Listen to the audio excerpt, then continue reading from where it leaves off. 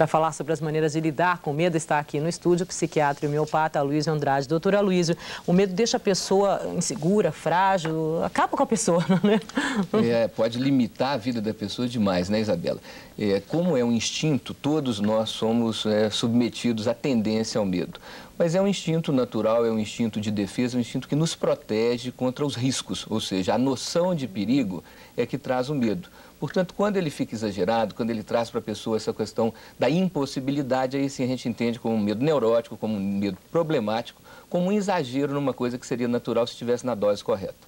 Quer dizer, ele deixa de ser proteção nesse momento. Deixa de ser proteção, aprisiona a pessoa, Arthur. E muitas vezes até ele é pior do que o próprio motivo do medo, né? Então, por exemplo, a questão feito o senhor Fernando falou, a questão do medo da morte. Natural que todos nós tenhamos algum medo de morrer. Mas na medida que você passa a vida inteira com medo de morrer, é como se você estivesse convivendo com a morte o tempo inteiro e não só na hora que ela vai ocorrer. Agora, indo para o começo, quer dizer, então é muito importante ensinar, entre aspas, aí o medo para as crianças, mas tem que saber ensinar esse medo para as crianças, né? Seria o que a gente chama de um ensinamento pedagógico, né? Que seria muito mais despertar a atenção da criança com relação aos riscos do que ensinar o medo, né?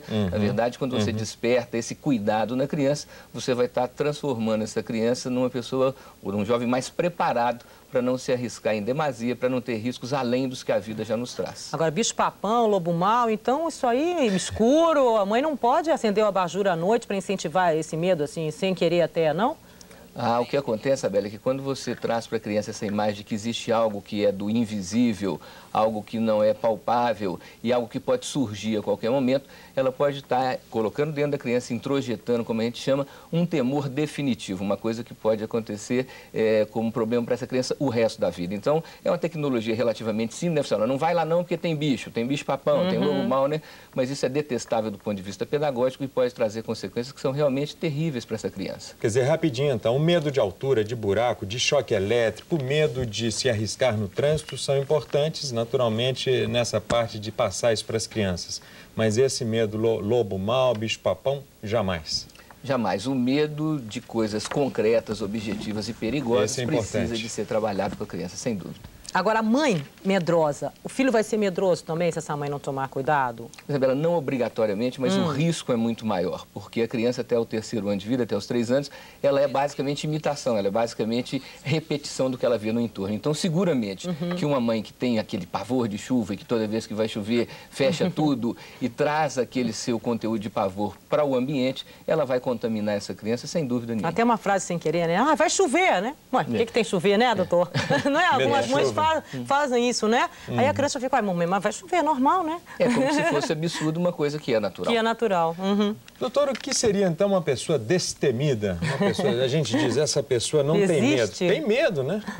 Ela não é uma pessoa sem noção do perigo, ela é uma pessoa estruturada que usa o medo, então, como sendo um tipo de advertência, um tipo de alerta para que ela não tenha, então, isso que a gente chama de erro diagnóstico, que é de você investir ou arriscar-se numa situação que o grau de perigo é grande. Então, uma pessoa destemida não é uma pessoa atrevida que enfrenta qualquer perigo, mas que tem a estrutura, tem a noção, então, Arthur, de o que pode ser enfrentado e do que não pode. Essa noção que divide o que é adequado do que é inadequado. As pessoas que já estão contaminadas pelo medo, como vencer o medo? O que elas podem fazer? Arthur, 3 coisas básicas a gente pode falar.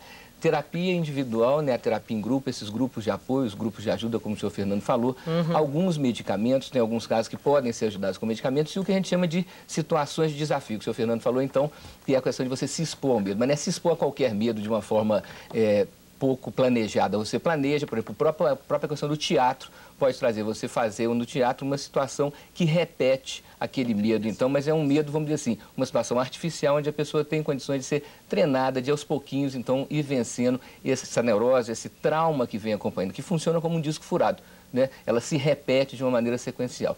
Então, as atividades planejadas são fundamentais também. Ok, então, doutor Aloysio, muito obrigado pela presença aqui hoje. Boa tarde.